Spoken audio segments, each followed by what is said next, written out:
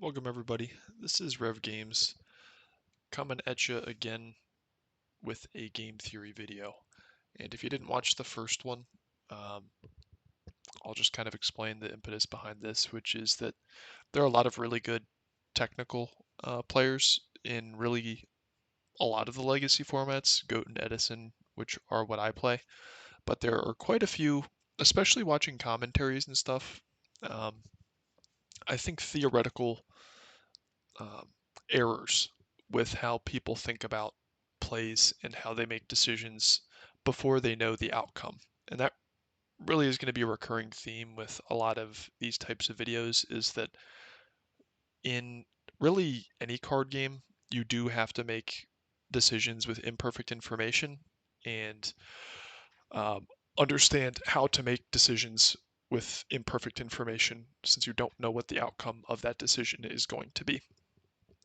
Before we get started in the video, if you do enjoy any of my videos or content, please drop a like, even better yet, subscribe.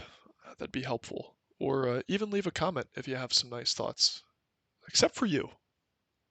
Yeah, you. Yeah, you know who you are. Don't be talking shit. Drop that like. Drop that sub. But yeah, enough with that. We are going to jump into the topic of today's video, which is expected payoffs in statistics, or whatever you want to call it. Some people refer to it as expected values. And it really comes down to something I've seen over and over again, which is that a lot of Yu-Gi-Oh players will make decisions on what they believe the most likely outcome is for something, but they won't take into consideration how much that either hurts them or how much that helps them, depending on what that outcome is. And I've tried to make it a point to come up with like very straightforward examples with this, but this is something you should be thinking about with pretty much every single one of your plays that you have in GOAT format where there's an uh, unexpected payoff or an uncertain outcome of a play you're about to make. And this is part of Yu-Gi-Oh because we have hands that your opponent can't see. You draw random cards every turn. Your opponent can set cards and monsters in background. You don't know what those are if you have to blind space something or whatever it might be. So really, what I'm kind of going to start with is just like the very basic math of something like this. So here is really what the math, and this looks intimidating. Mathematical notation has a way of doing that, but you can basically here from the right of my mouse just look at any of this. This is the expected value or the expected payoff. Um, Sigma you can ignore, and then X is what the outcome is. So when you play a card, what is the outcome of you playing that card, and then the probability of that outcome prior to it happening. So basically all you're doing is multiplying X times PX. So that's basically it, the outcome times the probability of that outcome. So again, without specific numerical examples, let's just say the outcome is 10, just because we're going to have to assign numbers to it, and the probability of that outcome is 30%. 10 times 30% is 3. So hopefully you can get the gist of that. Again, just one more time. X times P. That's literally all you need to know. Outcome times probability. 10 times 30% equals 3. So um, really the problem with this is when you play Yu-Gi-Oh, um, the outcome isn't 10. The outcome is going to be a lot fuzzier. It's going to be a maybe really good outcome, whether or not that's for you or your opponent, maybe a good outcome, and then something that's kind of in the middle, and then something that's kind of bad, and then maybe something that's really bad. So that's really the gist of it. So, I'd say it's a spectrum, but let's just say there are 5 outcomes again, ranging from really good to really bad, and then 3 in between those two. I mean, a card that I guess you could, like, if you literally just wanted to do the math of that you could do, would be like Dark Master Zork, because there's literally a specific probability of that card doing certain things, and you can see how the outcomes are either really good, absolute dog shit, or somewhere in between. And I'll pull that up for you guys here in a second.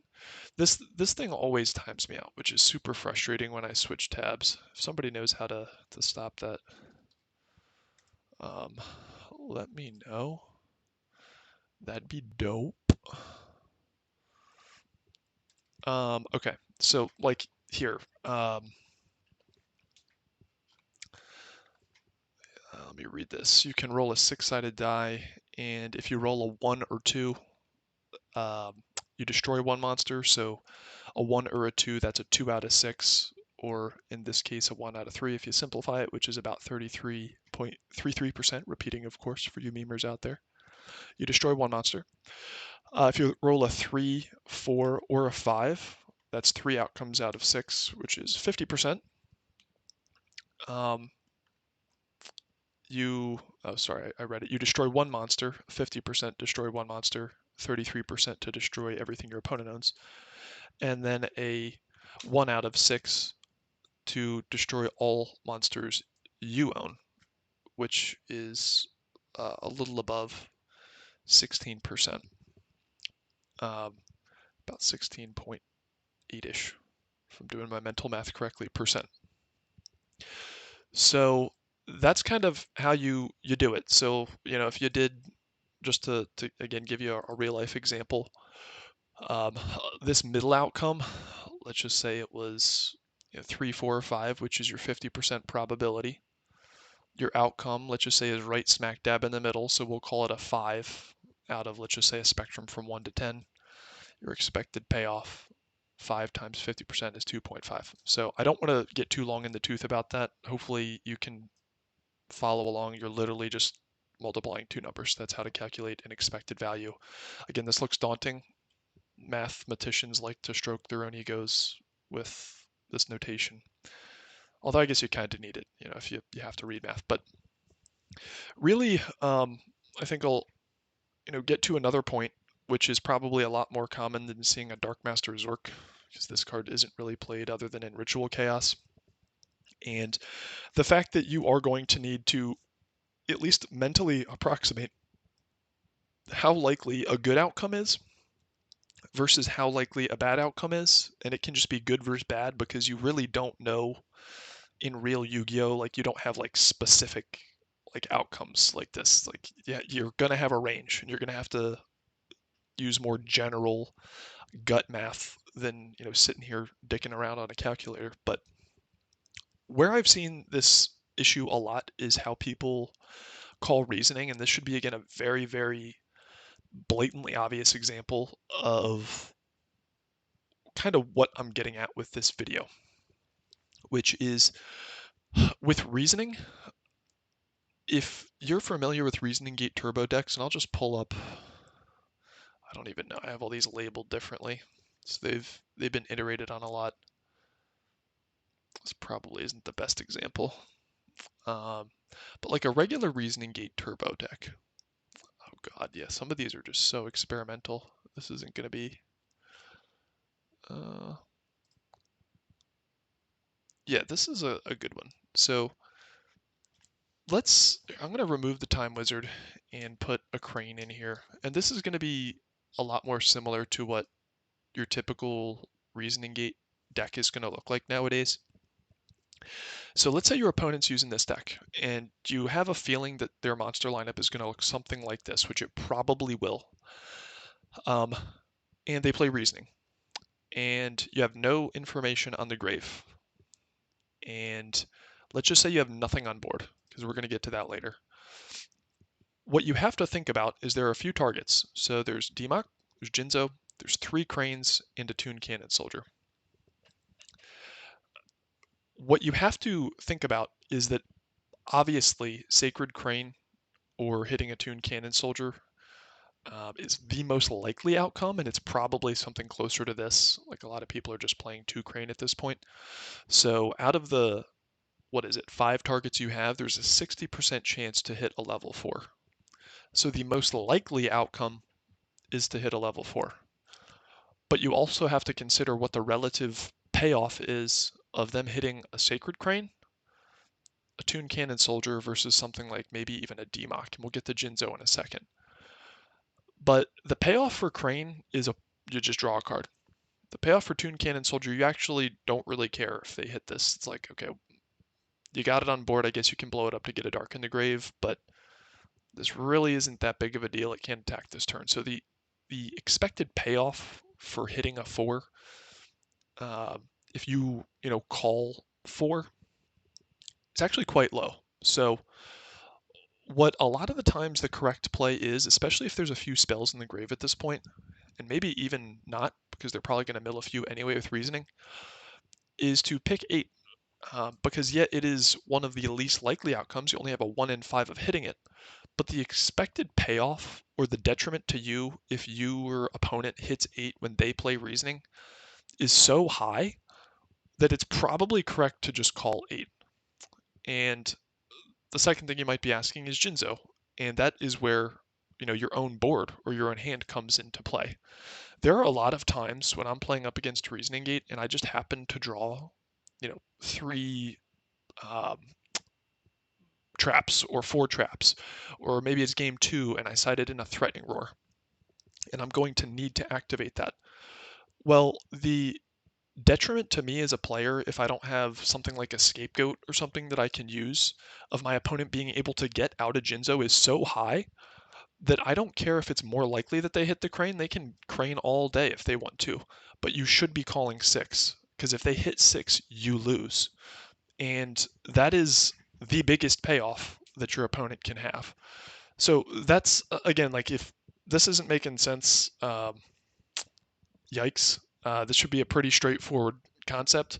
You have to weigh the game state and what the expected payoff for your opponent would be on what you call for a card like Reasoning. Now that's on your opponent's side of thing, and this should be very straightforward on, you can kind of guess, what could come out of a Reasoning Gate deck and what the payoff would be if you don't call the level correctly. And yeah, calling 4 is probably going to feel good most of the time because you are more often going to hit the level 4, but you are more frequently going to get a game-losing outcome with Jinzo or Dark Magician of Chaos. These cards are just too threatening to get on board, especially Jinzo, depending on what your back row looks like, or if you have like a Threatening Roar setup or something obvious like that. So I hope that drives the point home. Another common scenario would be when to maybe nobleman something that's face down, and maybe you have a read that it's a Sinister Serpent. Maybe you've seen a Sinister Serpent and you are going to need to nobleman that. Or not need to nobleman that, but you don't want to nobleman that. Or maybe you do. Maybe you just want to get that little shit out of there. I guess it really depends on the game state and kind of what you're going for. But where I'm going with this would be I also see a lot of players waste their noblemans, or if they're on warrior, like Mystic Swordsman level 2s or Exiles, on face down monsters that don't have a high enough expected payoff for it to lose them the game. So a common thing is, let's say turns 1 through 3, you have a nobleman in hand and your opponent's setting something and they're on Chaos Turbo, but they have no Trinity in grave. Let's say there's no pot, no graceful, no duo in grave. Do you really want to be wasting a nobleman with no Trinity in grave? Probably not, because really what you need that nobleman for is a Magician of Faith.